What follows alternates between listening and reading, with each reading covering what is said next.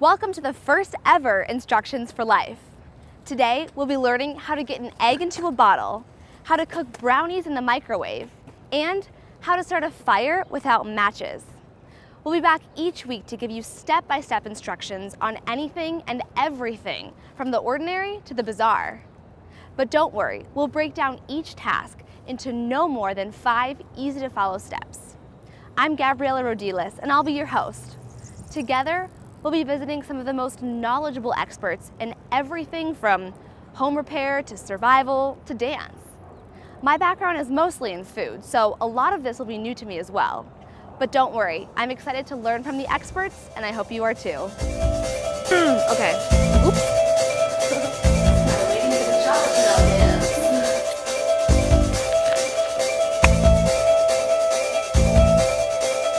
Our first stop today is here at the Biodesign Institute of Arizona State University.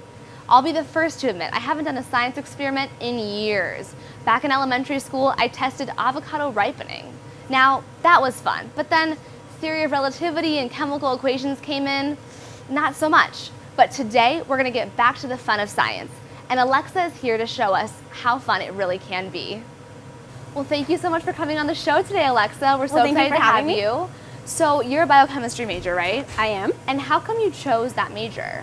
You know, chemistry is in our everyday lives, and it's just so interesting to me to be able to study that and apply it to, you know, the outside world. And we don't think about how much of it we actually see on a day-to-day basis. Absolutely. So with your work, do you get to do any other fun experiments, or what's kind of a day in the life of a biochemistry major? So I work in an analytical biochem lab, and a little overview of what we do is we take information-rich bioparticles and we concentrate them and separate them. So our aim is to create new analytical devices that will help people to analyze bioparticles and hopefully produce new devices that can allow us to, detect viruses or certain things like that that will help technology develop and things like that.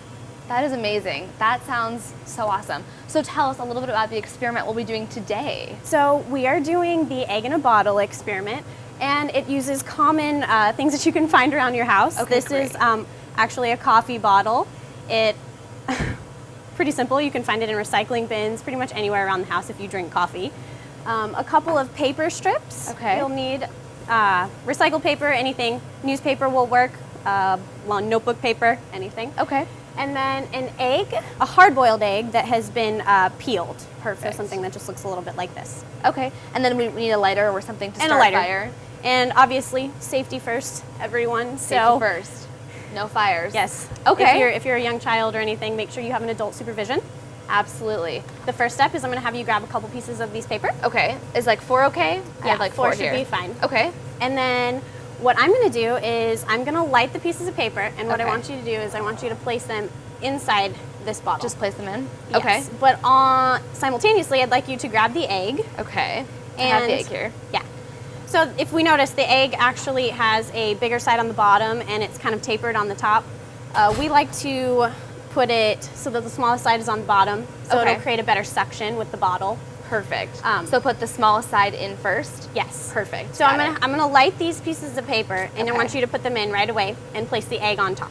I am ready. All right, ready? I'm ready for this. Let's see what happens. All right. Okay, is that enough? Yep, place it in the bottle and put the egg on top. Oh! All right. It worked. So that was so quick. Let's go through a little bit about what just happened in this experiment. Why did the egg get pulled down, and what did the fire do? Exactly. So when we lit the pieces of paper on fire, and we placed them inside the bottle, what ended up happening is it caused the air inside the bottle to heat up, and the air expanded. So when the air expanded, the egg was sitting on top, and it wasn't letting any air go back inside the bottle. Okay. So what ended up happening is the only thing that could happen is the egg got sucked inside the bottle. Perfect. Due to the fact of pressure changes. So the pressure on the inside of the bottle, once the air cooled, it compressed and sucked that bottle in because the pressure on the outside of the egg was higher than the pressure on the inside of the bottle. Okay, so could we try and get the egg out now, or is it stuck in there for good, Alexa? There are ways to get the egg out. So we discussed a little bit about, the pressure and temperature heating things up. So there are lots of different properties that'll allow this to to get the egg out. So one is changing the pressure inside the bottle. Okay. So that can actually be done by turning this over and blowing into it. There are lots of other ways, but that would probably be the easiest way if you would like to try that at home. That's another option of getting the egg outside of the bottle. Perfect. Perfect. Well, thank you so much for showing us this experiment. It turned out so well. Just remember these 3 simple steps to impress your friends later. First, carefully light a piece of paper on fire and drop them into a glass bottle. Quickly put a hard-boiled egg on top. Next, watch as the hot air escapes. Then the trapped air cools, changing the air pressure inside the bottle and causing the egg to get pushed inside. Finally, to get the egg back out, change the air pressure again by turning the bottle on its side and blowing into the bottle. Did I get that all right, Alexa? You absolutely did. Perfect, thank you. Well, who would have thought I would be doing science experiments again and just loving them? Thanks so much for being on the show. Thank you for having me. After the break, more eggs, but this time we'll be cooking with them. Ever want to make brownies but didn't have the time to bake them? Well, why not use the microwave? Stick around and we'll show you how.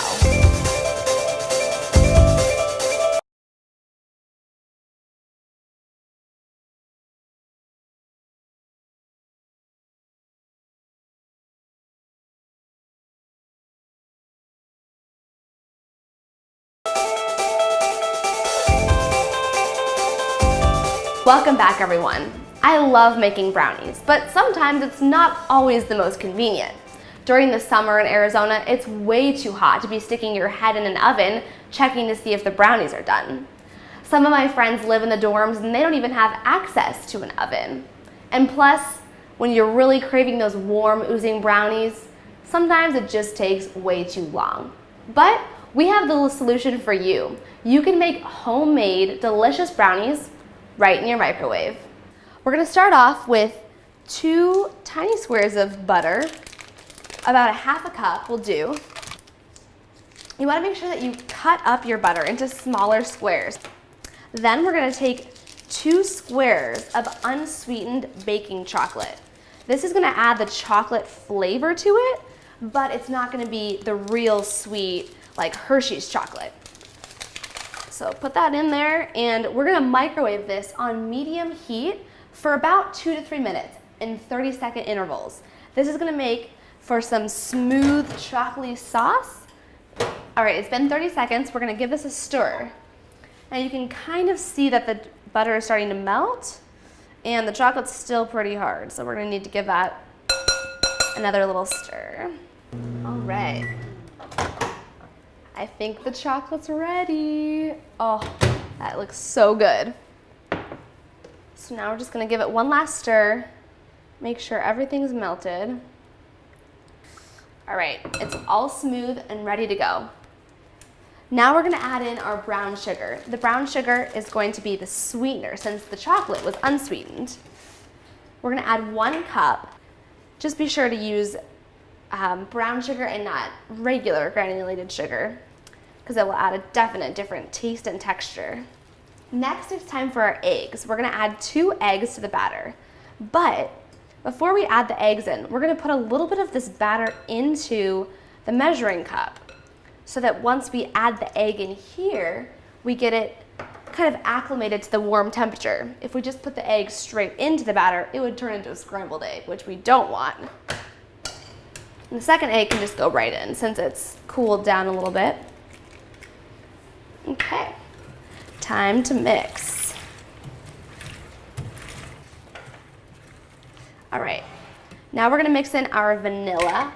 Vanilla is my favorite part of any type of a sweet recipe. So 1 teaspoon of that.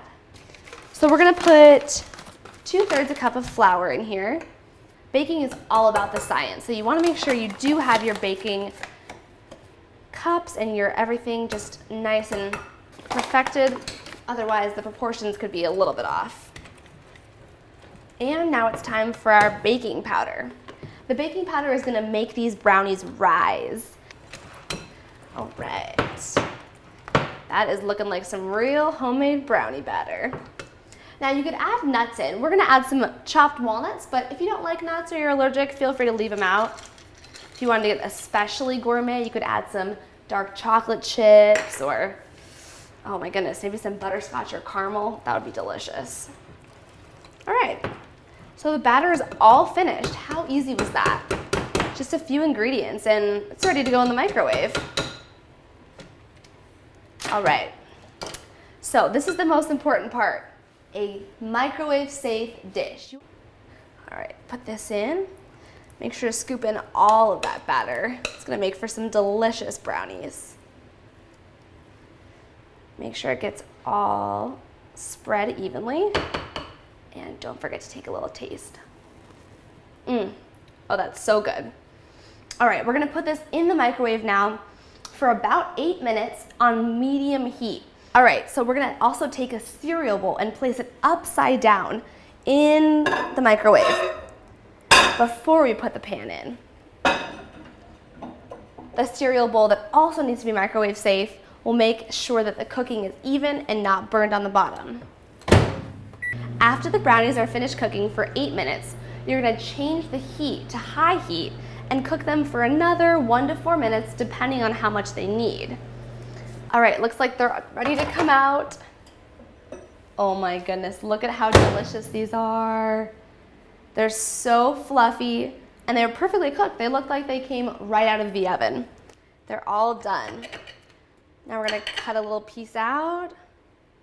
Oh my gosh, these look so delicious.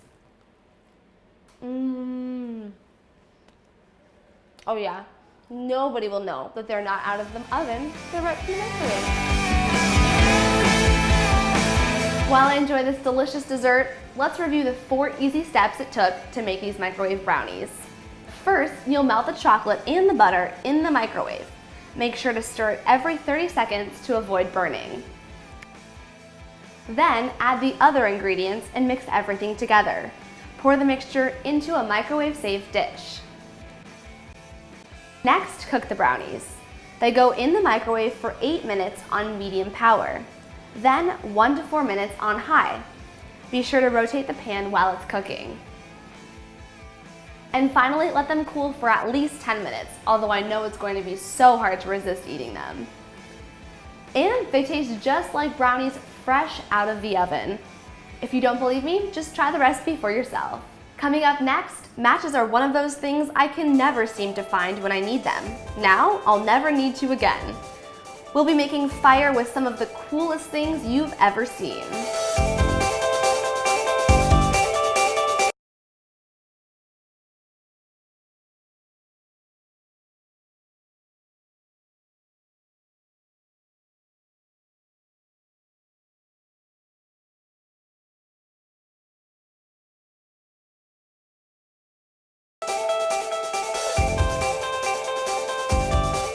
Well, thank you so much for joining us on the show today. So tell us, you work for Search and Rescue, that's right?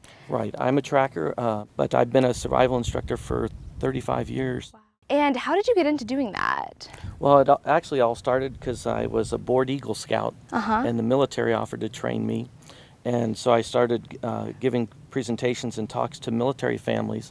And then one day, an officer was in the audience and said, "Come on," and I started teaching pilots, and it just kind of mushroomed and from there. Well, why do you think it's so important for people to actually know how to start a fire? Well, fire does several different things. One is a fire serves as a companion. People tend to feel more comfortable, when they have a fire. The other thing is if you've built a fire and you're maintaining that fire, you're staying in one place, so you're not walking off in the wrong direction. Okay. We can purify water by boiling water. We can dry wet clothes with fire. So fire has a lot of things other than just generating heat and providing us with light. Perfect. So can you tell us what some of the essential items are for a survival kit and to light a fire? Well, I can light a fire 29 different ways not using matches. My favorite way is matches. And so in my survival kit, what I always carry is strike anywhere matches in a waterproof container. Okay. But let's say our matches get damaged. Another thing that I'll carry in my kit is steel wool. And I carry quadruple aught steel wool that can be purchased at any hardware store. The other thing I'll carry is some type of a flint, either a little welder's flint attached to a screw, or a magnesium bar that also has a man-made flint on it. I might have cotton balls in my fire starting kit. Basically, it's a little kit so that I have several different ways. So what if you didn't have matches? What would be a better way to start a fire? Well, if I didn't have matches, I could use one of the friction methods. Okay. And for example, I might take and create a fire, bow and drill, and basically it's just pump the spindle, and down in the bottom you're going to create a hot coal, and then you'll add that to some other tinder, and that will ignite. I could also take, and I think most people have seen Castaway, where he takes a softwood stick and he's plowing into another wood, literally digging a little groove into the wood, and you continue to apply pressure. And again, what happens is you create a little amber or ember to add to your other fuel. Other ways that I carry actually in my survival kit that I can light a fire with would be batteries and steel wool. Okay. And the reason I like steel wool is because steel wool, even if it's wet, you can use it. Right. So I think you have a... I do. I have some steel wool with me right here. Do we need about this much every time, or a little actually, bit we less? would use a fraction of this. Oh, okay. We would just pull off About that a much? piece maybe about that big. Okay, perfect. Now then what I'm going to have you do is I'm going to have you take the batteries at a minimum of 3 volts DC. Okay. And so you're going to take these 2 batteries and roll them up in your hand so that they connect. Okay. And then you're going to use your thumb at the top to hold the steel wool on. Okay. When you complete the circuit, so Yep. let's go ahead and Okay, roll so we'll those hold up in these two yours. together. Okay, So how's that? perfect. Okay. So I want you to attach that to underneath your thumb on top. Okay, so this part doesn't burn, right? Correct. Okay. And it's only going to light once the circuit is complete. So once you touch that to the bottom. Oh, it started! There's the fire! Oh my gosh, that was so much now- easier than I thought. Blow on it, and you'll see that it'll burn more oxygen. Oh, wow. It'll burn that much faster. Oh my And then you goodness. can drop it into the fire. And there's our fire. That was so easy. I had no idea. So can you show us now how to make a fire with flint? Certainly. Okay, so what we've done is we've built a sample fire here. Okay. And remember, the success of any fire is found in the fire triangle, because if you pile up too much wood and you get it lit, but it's not getting oxygen, it's going to burn out. Or if you start with wood that's too big, you can't generate enough heat to ignite that fuel. Again, your fire's not going to be successful. Right. So if you struggle with it, go back to the fire triangle and the fire ladder. And what you're going to do is hold that knife perpendicular to the flint, and you're going to ignite the steel wool right back down here. Okay. Hopefully this sparks up. Now, go ahead and blow on it. Go ahead, keep blowing.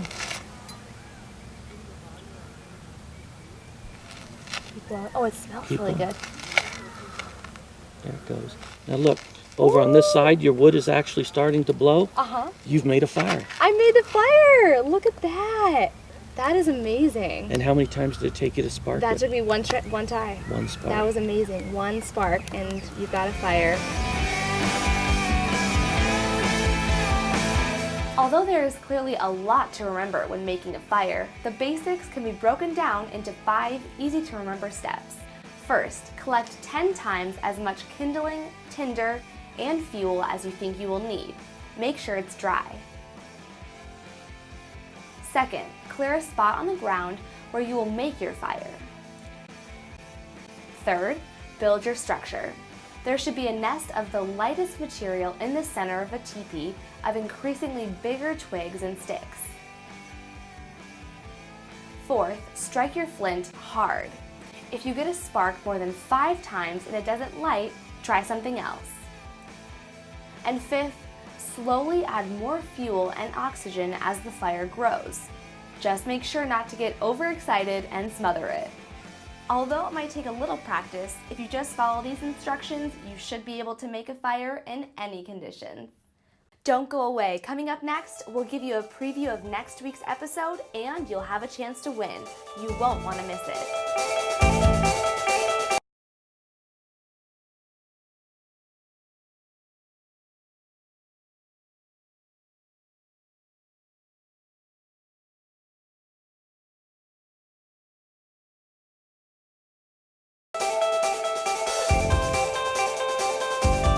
Welcome back. I hope you enjoyed the show today and learned some things you've never seen before. I know I did, and I'm so sad it's over.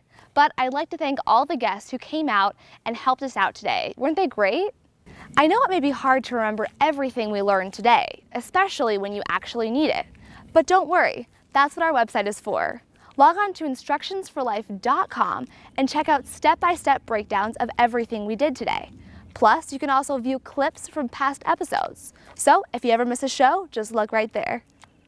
Now it's time for the question of the day. Each episode, I'll ask a trivia question sometime in the show, and if you know the answer, log on to the website instructionsforlife.com and submit it there. Then we will pick a person who answered the question correctly, and the winner will win a subscription to a magazine of their choice. Now, here's the question. Early in his career, Elvis Presley released the most commercially successful double-sided hit record in pop music history. What were the titles of the two songs on the flip sides of this record? If you think you know the answer, just log on to our website, instructionsforlife.com, and submit it there. Good luck! Make sure to tune in next week for another great show. We'll be learning how to change a tire on a car, how to do the waltz, and how to do latte art. Sounds like so much fun. Thanks for joining us on Instructions for Life. Have a great rest of your week and a great evening. Bye-bye.